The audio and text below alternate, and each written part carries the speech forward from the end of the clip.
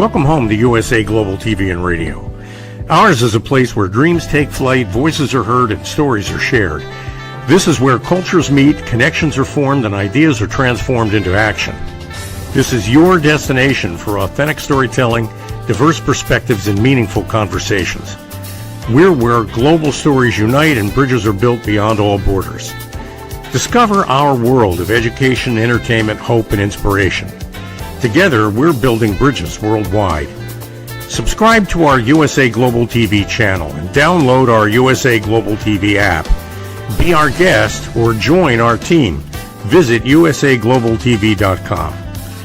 With heartfelt thanks to our executive producer, Dr. Jacqueline Kerbeck, music scored by Yifei Tang from Cloud Road Music, creative direction by Paul Garcia, and I'm Al Cini, and I'm very proud to be part of the USA Global TV and Radio family.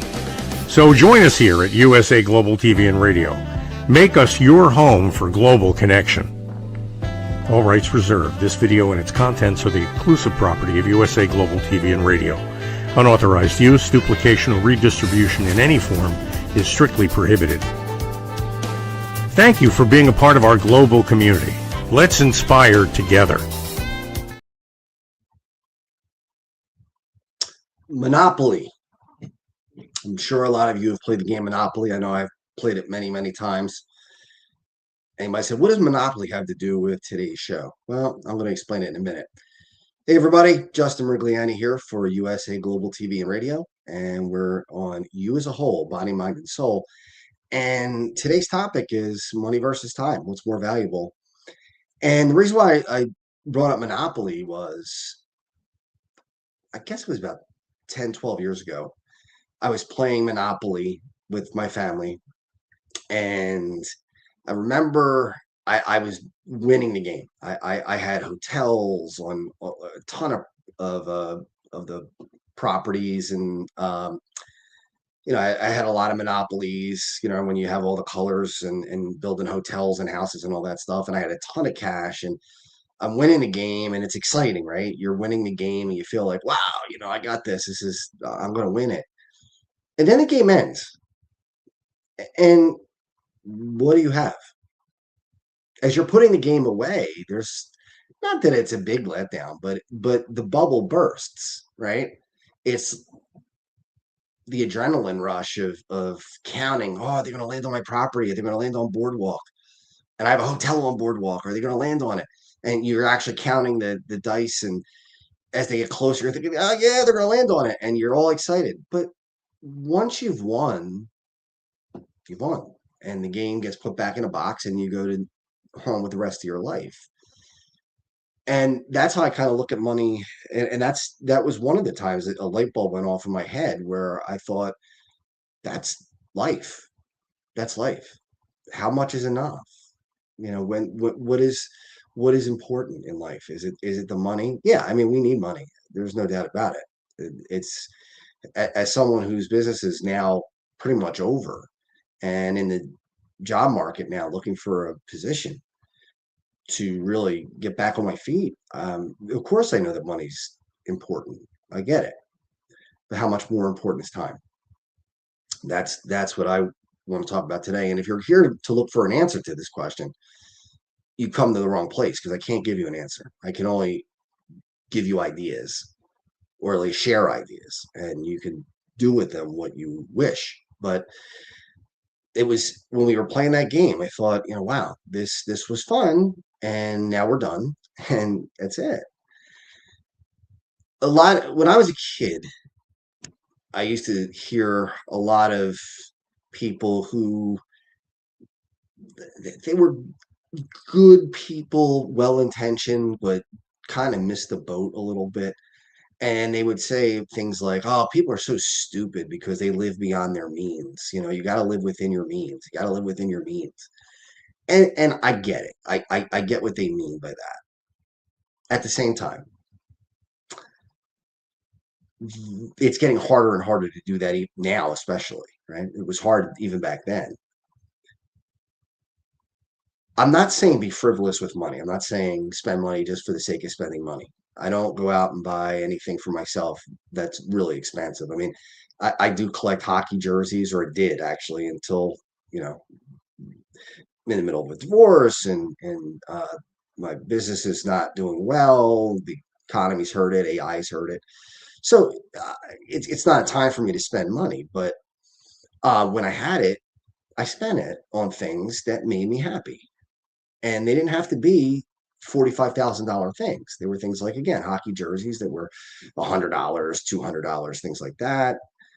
A weather station, because I love meteorology and I wanted a weather station, so I got one of those. And but mainly what I wanted to spend money on were things that would make the kids happy.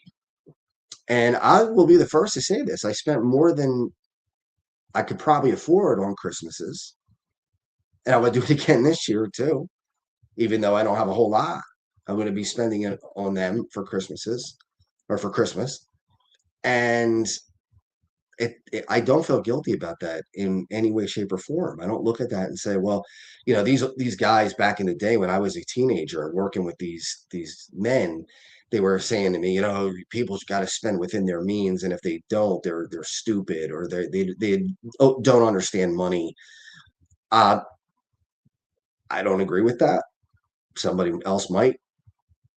So to me, spending beyond your means, it depends on how you do it or why you do it. And that's one of the reasons why my marriage did suffer, because we had different ideas on how important it was to save money versus how important it was to make memories with the money you have at the time you have it.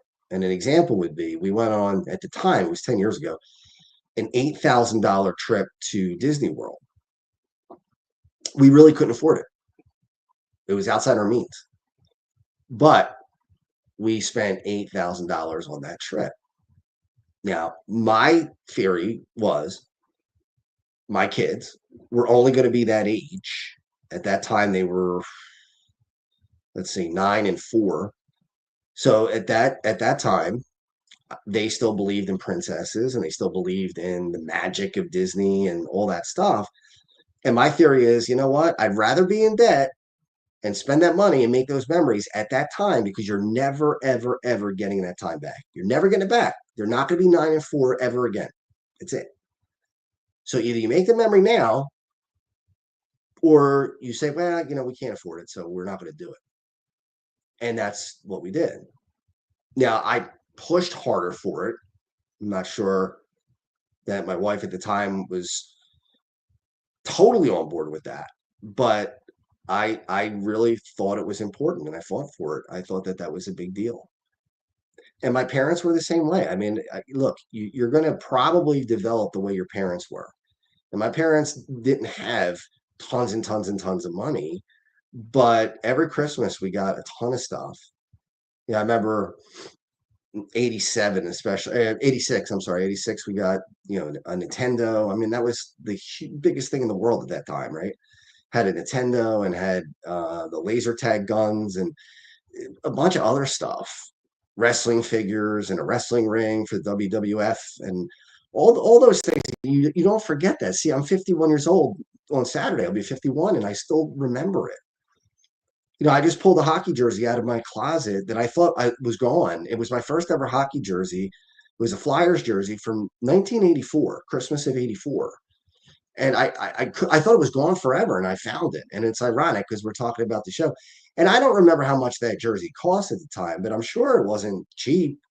And it wasn't the only gift I got, and my brother or my sister got. We got a bunch of stuff. And I'm sure that my parents spent more money than they really had at the time, with the same idea that I have, that you just get one shot at this and that's it. You don't get do-overs. Now, is there merit to somebody who says, we can't afford this, so we're not going to spend it? Yes. I'm not going to tell somebody they're wrong. If they say, well, you know what? I have to have so much in the bank just in case of an emergency, and this trip to wherever, Disney World or Europe or whatever it is, we just can't do it. Or we can't go on vacations every year. We can't go to sporting events because they're too expensive. That's a decision. Is it the wrong decision? Not necessarily. Everybody's got to come up with their own idea of what's more important. Now, if you ask me my opinion, it's worth going into debt for that. It's worth it because you're building memories that can never happen again. I doubt, highly doubt, that most people, probably very, very few people, would disagree with this. I don't think when you're on your deathbed, you're going to say, wow, I really wish I had more in my bank account tonight. I'm going to die in a couple of hours, but, I don't have quite enough in the bank account at this point. I wish I had more. That would have made my life complete. No, it's going to be the memories that you had with your kids and with your family and what you enjoyed. I see people sometimes, that have money that my uncle used to say, don't cheat your stomach. Meaning, if you have the money and you're hungry and you want something, get it. And he was talking not only about food, but metaphorically as well.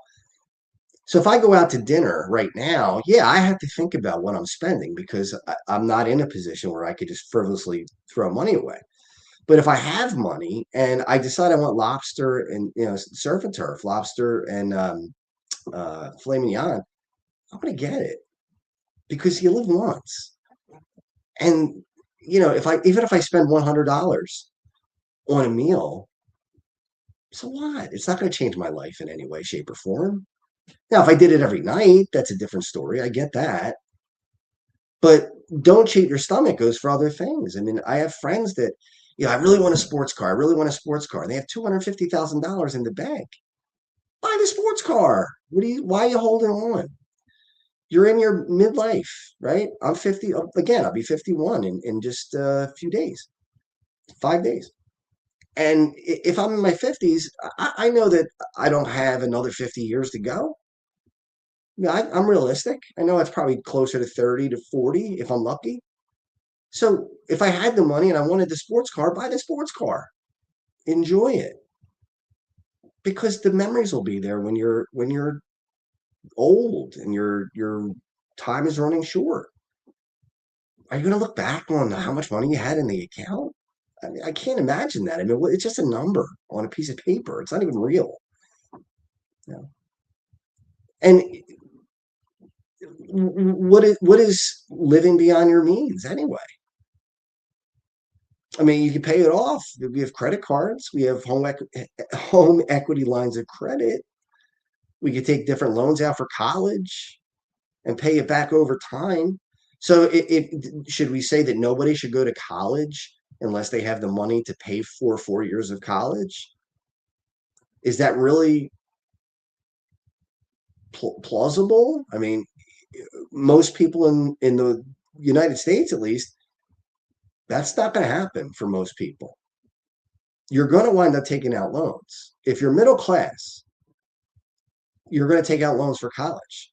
And I can tell you from knowing what colleges cost right now, because my oldest daughter is in a community college because we just don't have the money to afford a more expensive school. And some of the schools are $70,000 a year. Most families today in this world cannot afford it. It is way over the price that they could afford. Now, when I was in college back in the 90s, my mom and dad had a struggle to get us through, and we had to take out some loans. But you're talking about $10,000. You're talking about $12,000, $14,000 for college back then. And if you lived there, it was like $18,000. A lot of money in 1993 to 1997 dollars, but certainly not anywhere near what today is. 70 grand a year. Talking about $250,000 almost for 4 years. And how do kids come out of school and buy a house? This idea that we have to live within our means, I understand that people have that fear of debt, but it's inevitable today unless you are wealthy. A family making $200,000 a year as a unit, not enough. Not enough. Unless you live an extremely modest life. And that's sad because $200,000 should be able to let you live very, very comfortably. And it doesn't. It doesn't. Even $250,000 today is not a tremendous amount of money. Even if you're making 250, I know some people who are making that $250,000 a year. I mean, it's very, very, very good. It's helpful, obviously. But does it mean they're going to be able to retire young? No, not if they have 2 or 3 kids, they won't.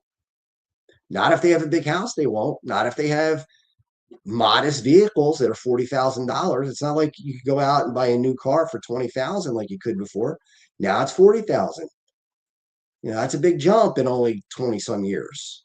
I bought my first new car in 2000. It was, I think, $18,000 for the car. That same car today would cost probably $40,000. It's not commiserate with how much money people make anymore. The cost of things. But at the end of the day, it's everybody's decision. You can do whatever you want, but some people will say to me, "How could you be so frivolous?" It's not, to me, not frivolous, because if I spend it on myself and was reckless, that's one thing. I mean, that's silly. If I went out and bought a $75,000 sports car and took out a loan to do it, and it was I don't know, $600 a month or whatever. Yeah, I mean, that's frivolous. That's something that I don't need, and something that wouldn't make any sense for somebody in my position. But when I had the money, when business was going well, um, the splurging was on things again, like vacations. We went on vacations every year. Hershey Park, we went to. Like I said, we went to Disney World. We did all those fun things. And I have memories of them. They're never going to go away. Time is finite, extremely finite. Money's not. Numbers don't end. There's no end to numbers. It's infinite. Now, it doesn't mean you're going to make an infinite amount of money. Does not mean you're going to be a millionaire. But there are times when it's worth, in my opinion anyway, going into debt and saying, you know what, for the sake of the memories, for the sake of helping your kid, I told my daughter, look, I'll take out loans, and I don't care if I die in debt. If that's what you want, to go through college and a college of your choice, I'm willing to do it. I don't care. I don't care about the money. I really don't. I don't care about the debt. I don't care if I die in debt. I really don't. If I give my kids everything that I can while I'm alive, then I don't feel bad if they don't have an inheritance at the end. It's just giving it to them earlier. That's all. And again, a lot of people would disagree with that. They'd say, "Are you crazy? You can't die in debt. You can't. You have to make sure you have everything paid before you buy anything else." I bought a house in the Poconos when I was single. When I was uh, how old was I? I was 26, so not super young, but young guy. 26 years old, and I bought a house in the Poconos. I literally put $3,000 down. It was a $95,000 house. And I bought the house, and I didn't have a lot of money at the time. I was only making like $30,000 a year. So I had very little saved up. And I put down $3,000 on that house and rolled the rest of it in the mortgage. And two reasons. One, I always wanted a house in the Poconos. I love snow. I love skiing, and I wanted it. So I did it. And two, it was an investment. Real estate is usually a pretty safe investment. And it was rental property. So I was able to make some money on it. And it turns out, and I would love to tell you that I'm a real estate genius and figured this out, but I'm not. But the way it shook out was I really didn't pay a dime for that house. It was all paid for by renters. That includes utilities and everything else. So my mortgage, utilities, everything was paid for by renters. So I literally had equity in a house, but I didn't really put out a penny for it. I mean, that's pretty lucky. And then 3 years later, I turned around and sold it for 182,000 when I bought it for 95,000. So I turned $3,000 into, I netted, I guess, 68,000. Now, again, it doesn't make me a financial genius. There was a bubble at the time. If you remember back then in the mid 2000s, around 2005, there was a bubble in real estate, excuse me. And there was a bubble in real estate, and I happened to catch the bubble at the right time. Now, it wasn't planned, but it worked out well. It very easily could go the other way too. I mean, you might buy a house today, and right now the market's hot. You're going to spend a lot of money for a house, and a year from now, is it going to be worth the same? I don't know. Will the bubble burst? I don't know. Will the economy tank? I don't know. We don't have a crystal ball. We don't know what's going to happen. Will there be a world war? We don't know. We don't know. Will there be another pandemic? Don't know. So, do you not take chances with money? Do you just hoard it? Do you put it under your mattress? Do you? Some people would. That's all right. It's not going to make you any interest, but that's okay if that's what makes you feel more comfortable. My point is that the money is not going to change your life as far as how happy your life was. Money can't buy happiness. No, it could help you with security, certainly. And that takes pressure off. There's no doubt about it. You feel pressure when you don't have money. It just is what it is.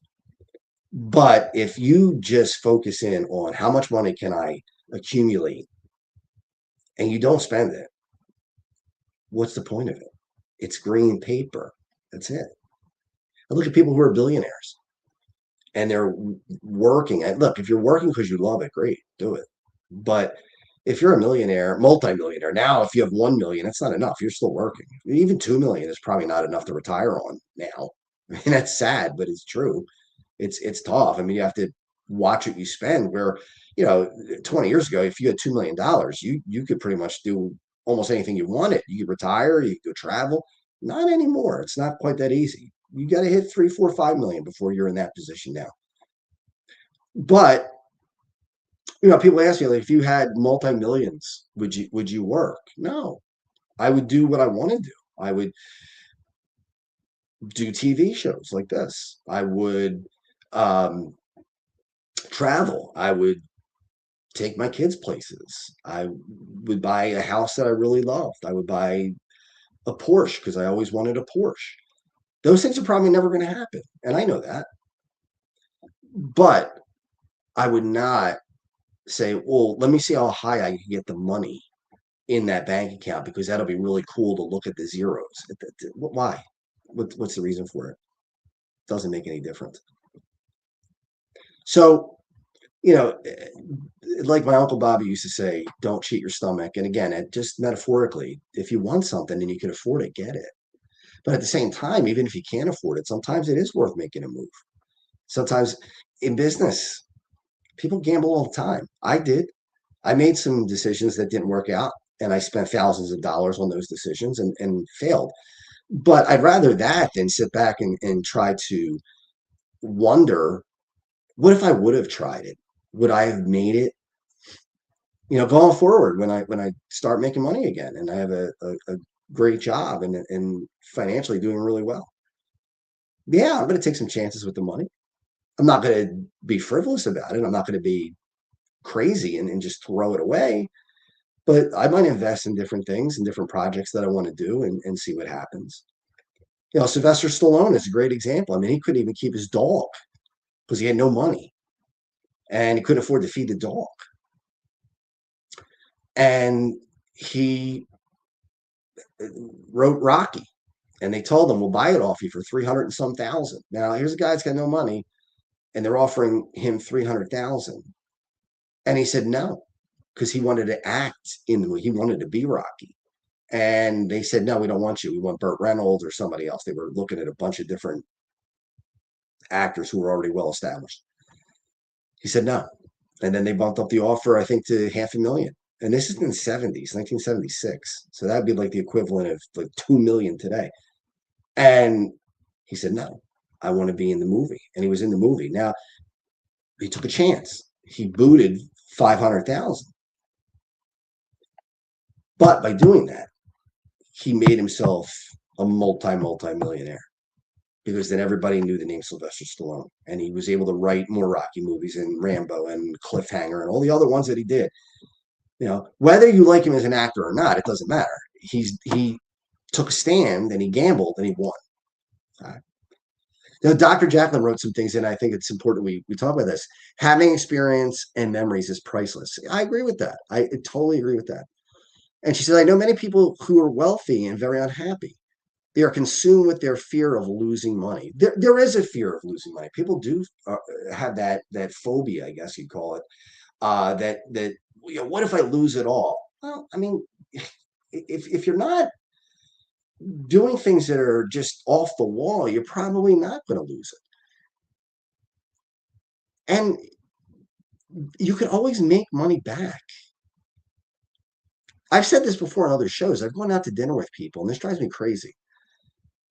But it's like 10 people at a restaurant, and people are looking at the bill and trying to figure out down to the penny who owes what. It's like, oh my goodness, just please, just split the bill 10 ways.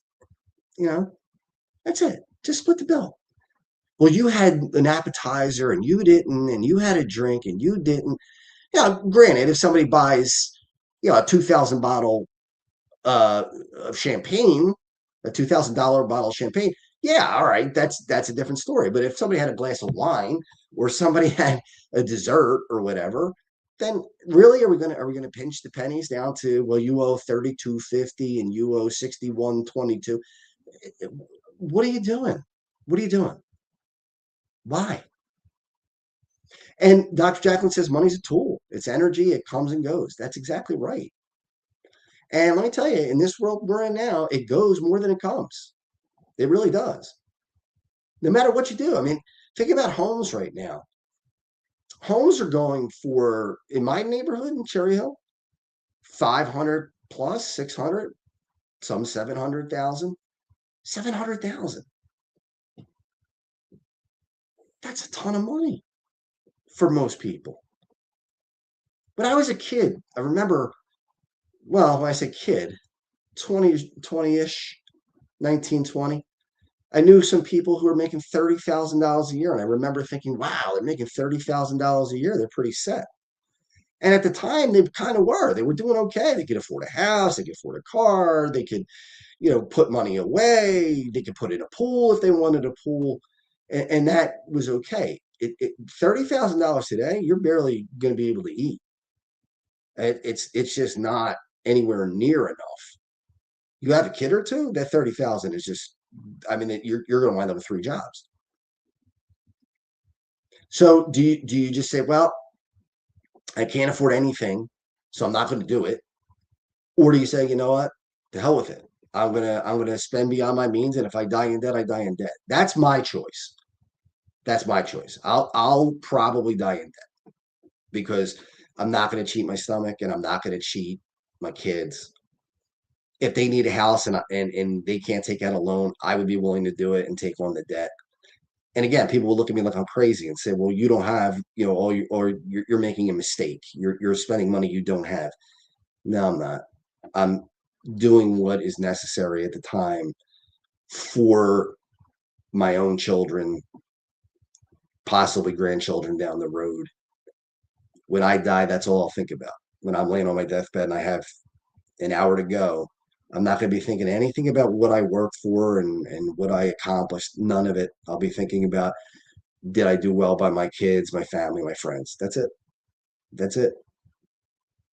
And, if you disagree, you can disagree. I'm not saying that everyone's going to think the same way. That's fine.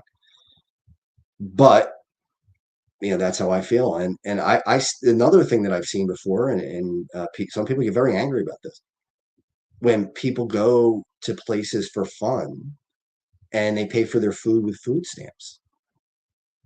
And people say, well, how dare they? How dare they go to this park or this zoo or whatever it is, or this museum or whatever, and take their kids, and they don't have the money to even afford food. They're on food stamps. They're on support. Oh, Robert's got a comment. Robert, please. Hey, Robert. Good to have you back on the show. Robert's here almost every week. Thank you, Robert. I appreciate you checking in. But people on food stamps need to enjoy their life too, and need to get their kids experiences. You're really going to begrudge somebody because they're spending the little money they have on a day trip to the shore or to an arcade or to an amusement park or even a vacation, and they're on food stamps? And are you going to say, oh, they're playing the system? They're spending money on something that they can't afford. All right, fine. Why do you begrudge them that? How much are you spending on their vacation? Well, it's my tax dollars. Really? Your tax dollars are probably about, I don't know, 30 cents to that food stamps. It's extremely low. Extremely low. You're not getting robbed. They're not taking money out of your pocket and putting it into theirs. That's not what is happening at all. Now, is it change? Yeah. You can't afford 30 cents. It's a 30 cents times the however many billion people are in the United States today that allows these things to happen. So no, I don't get mad when I see somebody on food stamps going on vacations or doing things that are probably outside of their means because they have to live one life too, and they should not have to justify why they are taking their kids somewhere because they're doing the same thing I did. The only difference is I'm allowed to do it and people don't get angry because I'm not on food stamps and I'm not uh on any kind of assistance. And let's be honest, also race has something to do with it too, unfortunately. If I was not Caucasian and I did something like that, if I was on food stamps and I was Caucasian, not Caucasian, then yeah, people would probably look at it and say, "Oh, how dare they do that?" Where being Caucasian, you have a little bit of leeway that other people don't enjoy, and that's not right either. But I've seen that. I've seen that. People get so angry that other people are using what little bit they have to enjoy their life. Do you want it? Do you want to take it away from them? Do you want them not to go to a toy store or go on Amazon and have some gifts for their kids? If they buy their kid a bike and it costs them 2 weeks worth of pay and they are late on their rent, they're late on their mortgage, whatever it is, does that bother you? And if it does, ask yourself why. Why does that bother you? I don't. Oh, we got 3 comments. All right, let's take the 3 comments. Great. Robert says, why should they care? Robert, I'm totally 100% lockstep with you in this. I don't know why. I really don't. Okay. Oh, there's Rachel. Rachel's here. I racked up debt, but I traveled the world. I have those memories. I mean, this is exactly what I'm talking about. Rachel is a very smart person. I've known her, I've said this before, probably what, 30 some years now. She doesn't throw money around. Robert says, I mind my own business. Yeah. And Robert said, that's right, Rachel. Good. And I'm sure Antoinette's listening too, Rachel's daughter. So Antoinette, hello. Um, but yeah, I mean, what I hear sometimes is people say, not on my dime. Well, it literally is probably just 3 dimes.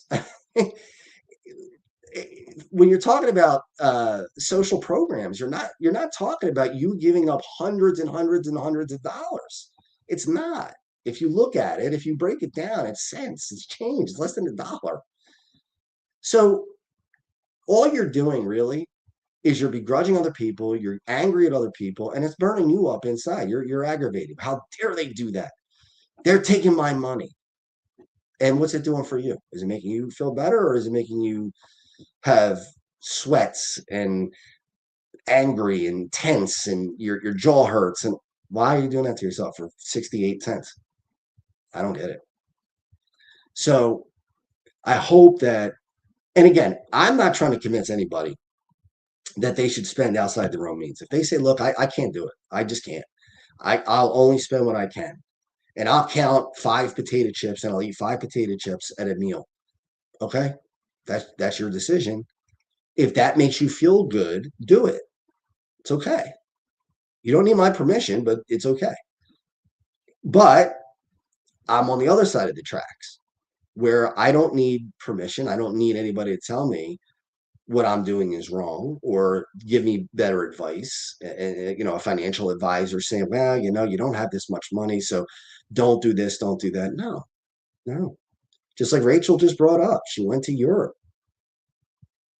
And I think she said Europe. She traveled anyway. And She spent more money and she went into debt. You can't be a middle class America today without being in debt. It's virtually impossible unless you don't do anything. If you buy a very small home, you have only a child, if you have a child, if or you don't have children. Um, if you don't go out to dinners, if you don't buy cars that are more than, you maybe buy used cars instead of new cars, that's really the only way you're going to be able to make it as a middle class American right now. It just is. If you have two kids, you're going to send them to college. In my case, two daughters, two weddings, perhaps. I mean, weddings today, if you skimp 30, 40,000, if you don't skimp 60, 70,000, you're talking about a DJ, right? 5 grand, photographer, 7, 8 grand. What are you going to do? Tell your kids, no, I'm not going to have, you can't have a wedding. You have a barbecue in the yard. I mean, maybe you will. Maybe some people are like, yeah, you know what? Maybe that's the answer. We'll just have 50 people over, have a barbecue in the yard. Okay, if that's what you want. But if you look at your child and they say, Dad, I really want to, or Mom, I really want to have the fancy wedding with the dress and all the bridesmaids and groomsmen, and I want a big party afterwards, right, with tuxedos and do it, do it. And if you have to pay it off over 5 years, pay it off over 5 years. Because again, when you're laying on that bed, are you going to think, gee, I'm glad I saved that money on that wedding. I didn't spend it. Or are you going to say, gee, I'm really glad I went into debt and spent that money because my daughter was thrilled and she'll have that memory for the rest of her entire life. It was well worth the money spent. Which one? Which one? I know for me, it's a slam dunk. I know which one. For some people, it's not. It's a constant back and forth in their mind. Or for some people, it's the complete opposite. And there's no moving that. That's where they are, and that's where they're going to stay. And again, that's okay. I'm not telling you that the answer is change your mind. What I am telling you is there are two ways to look at it. And it goes back to what I said in the beginning with Monopoly. It's exciting. It's fun when you're winning. But once that game's over and everybody else is out of the game and you won, the thrill's gone. The money goes back in the box. The properties go back in the box. The houses and the hotels go back in the box, and then you don't play again for no. So you got 2 hours, 3 hours of fun, and that's great. But then it's over, and that's what life is, right? Like life is, in simplistically, like you could say, it's like Monopoly. You're playing the game.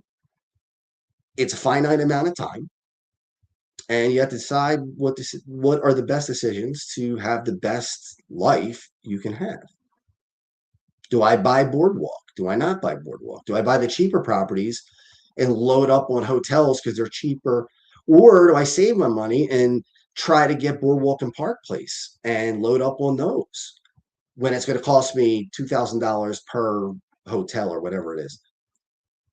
I mean, there are two ways of looking at it. One is, well, you could be the quote Roach Motel owner, and you can make little bits at a time and accrue money slowly, or you could swing the bat for a home run and go after the big properties and see what you can do with those.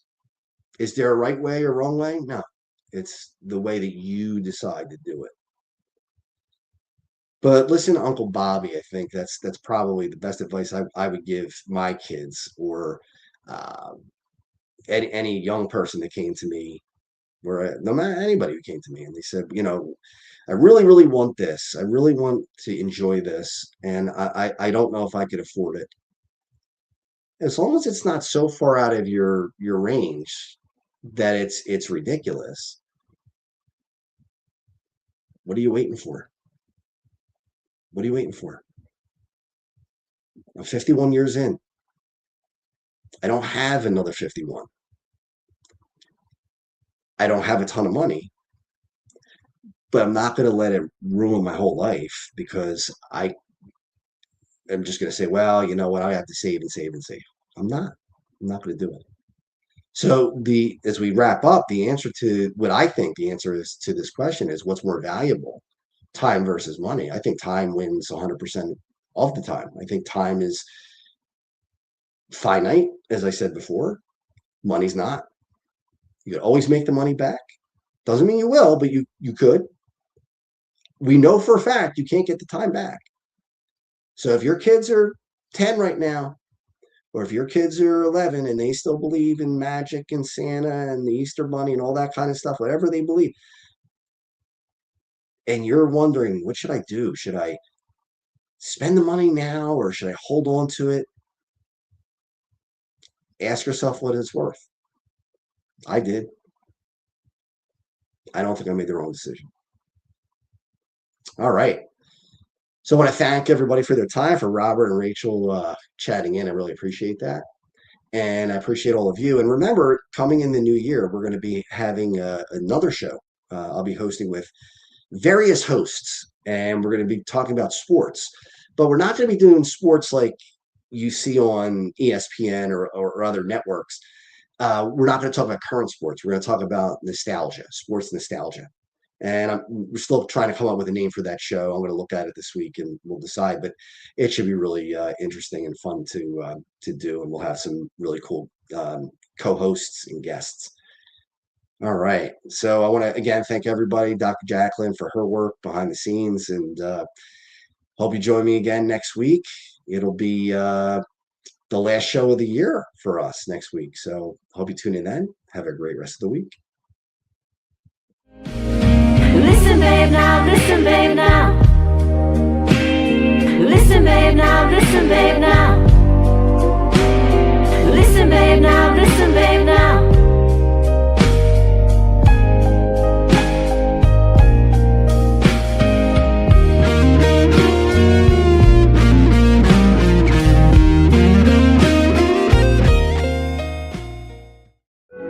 In a noisy world, true connection begins with listening. Elevated listening transforms every conversation in just 5 simple steps. Pause and breathe. Set your intention. Listen with curiosity. Reflect back. Agree on one next step. Join the Listening Mentor on Let's Finally Talk with Dr. Jacqueline Kerbeck, the Listening Mentor, where we help you find inner peace, one conversation at a time. Streaming every day.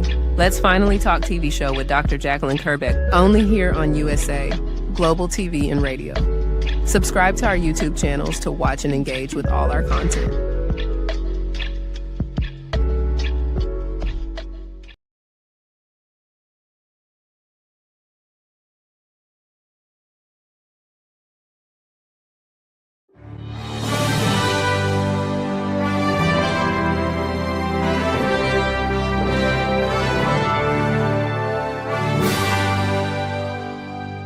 Which of these 5 statements sounds mostly like you?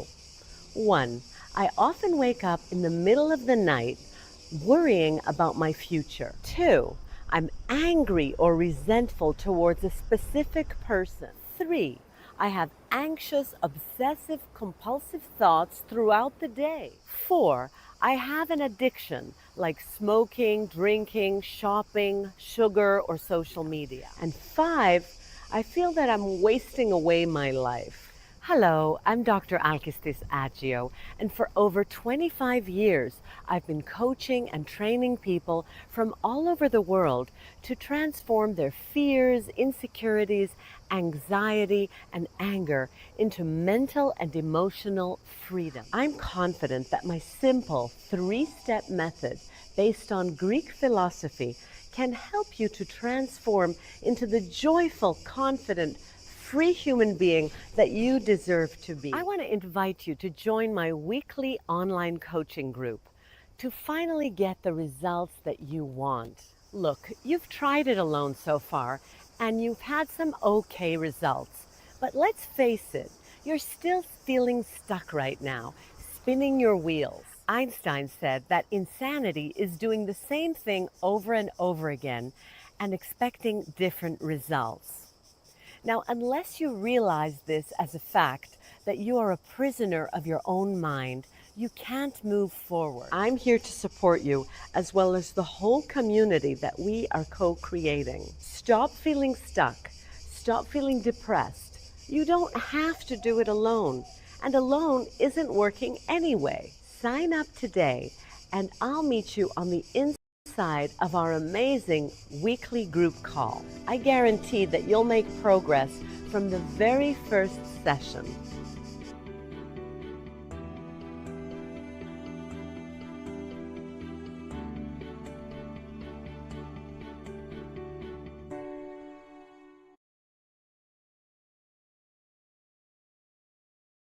Thank you, viewers and listeners of USA Global TV and Radio, for joining us today.